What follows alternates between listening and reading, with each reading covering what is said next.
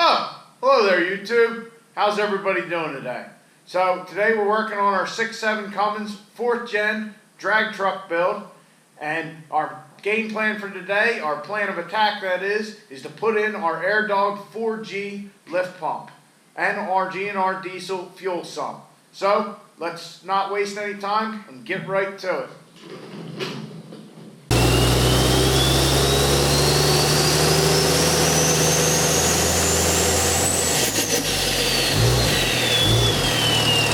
Alright guys, so as I said, today we're putting our Airdog 4G fuel system in. We went with the 200 pump like I stated in the earlier video. If you watched yesterday's video, we just talked all about the pump and the differences between that and a fast and the similarities and all that. So you can check that out if you want to know a little bit more about that. Today we're just going to put it in.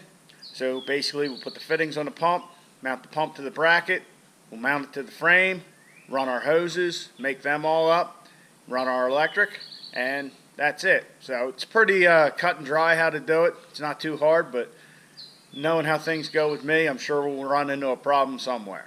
So let's get to it and enjoy.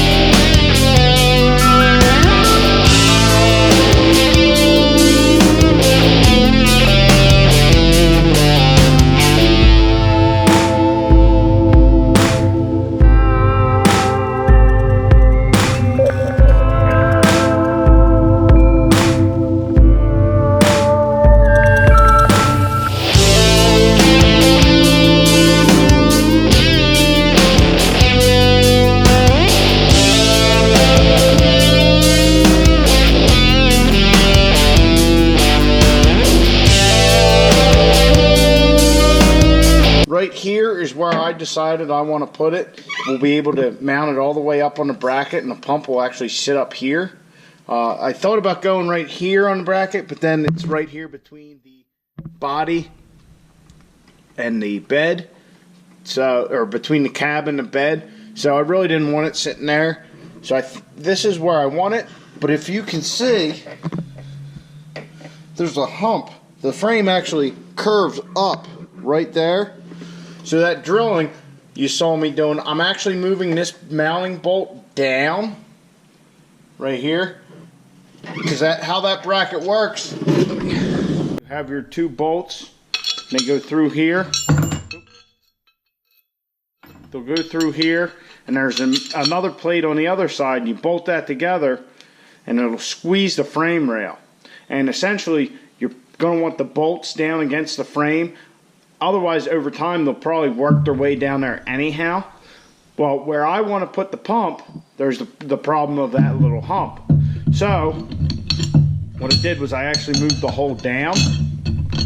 So, that way, now when it sits there and I can put it against the frame, the bracket and the pump will be level. So to do this, I also had to, of course it's the last one I picked, I cut a flat off of this, so that way it goes into the bracket. See, if I didn't have that flat, I couldn't get my bolt in. So, put all these in here.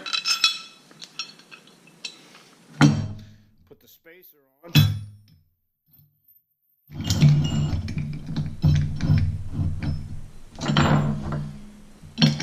And then put the bolt through. It is a little tight.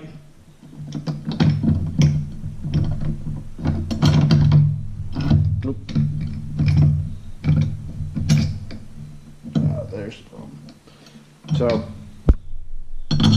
put that in. I also clearance the bolt head and put the bolt. Ah, shit. Put the bolt in there like that, and we can actually, when we tighten our brackets. This is a pain in the ass.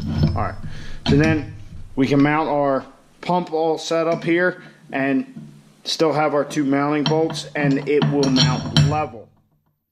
So that's why I was doing that, why you saw me grinding. Well, I guess you just probably saw me drilling because I didn't think about grabbing the camera until I was almost done. We'll finish bolting all this up and we'll put it on the frame.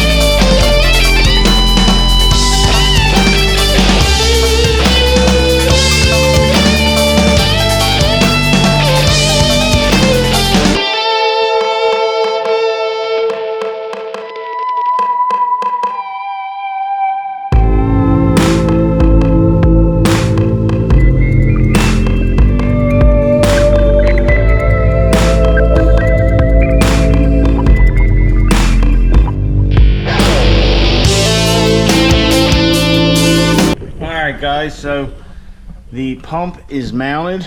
Definitely a little bit of a pain in the ass where I put it with the tank there to get the nuts on the back of the bolts, but I'm definitely happy with where it's sitting and how far up it is, because as you can see, you can't see the filters hanging under the truck.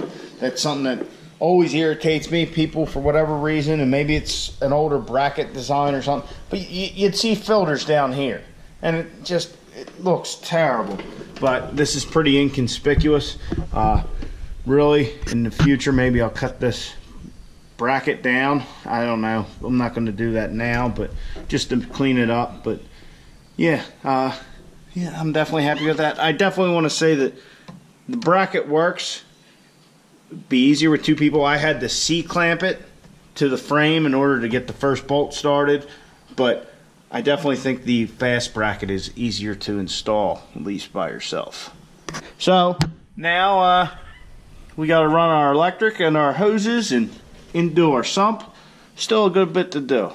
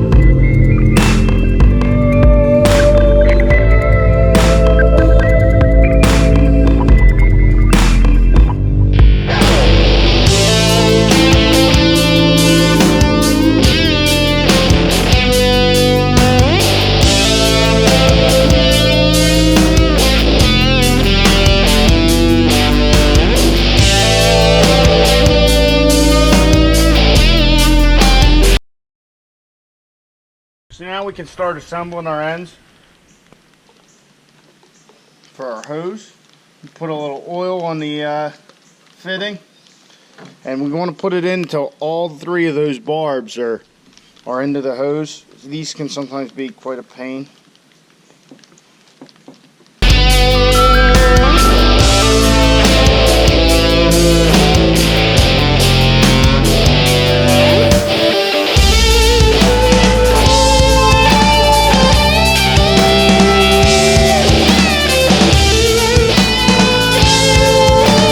Alright, that's not working out so well, but I got an idea. Alright guys, so what I've done is I've gotten some water, hot water, well, it was boiling, and what I'm going to do is try and soften this rubber up with it. I'll probably just do this to the rest of the hose before I put the fitting on. I really prefer not to have the fitting in there, but we're kind of stuck right this second. So, see what happens.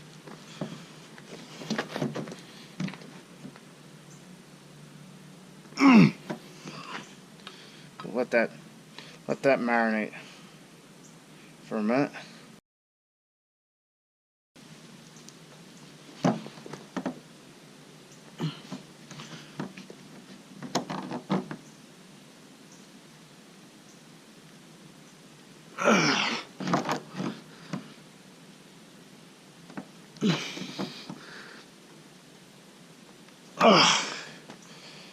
Alright, I think I'm going to cut this off, start over, and we'll heat the hose up before we even start. I'm going to put that in the water for a little while.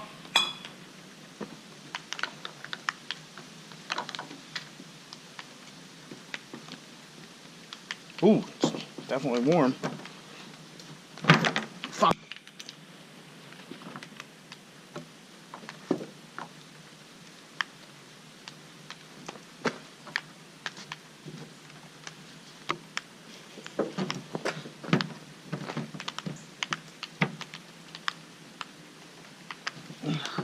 All right, that's the ticket.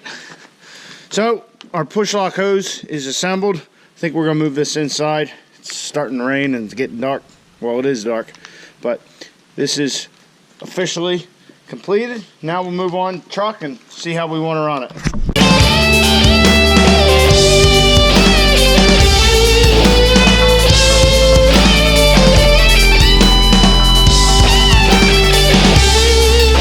As you can see, all our lines at the pump are installed. Now, the line going up to the fuel distribution block that we have up there for our twin CP3 setup actually has an AN fitting in it. I had a 90-degree one I was going to use, and it's just not going to run right, so I need to get like a 45 or a straight. So we're not going to be able to complete that one tonight, but these other two we will. Now that we know how we want our GNR diesel sump to sit, I'm actually going to drop it back out, and I'm going to put a little bead RTV around that O-ring, and then we'll snug that up, and that'll be installed.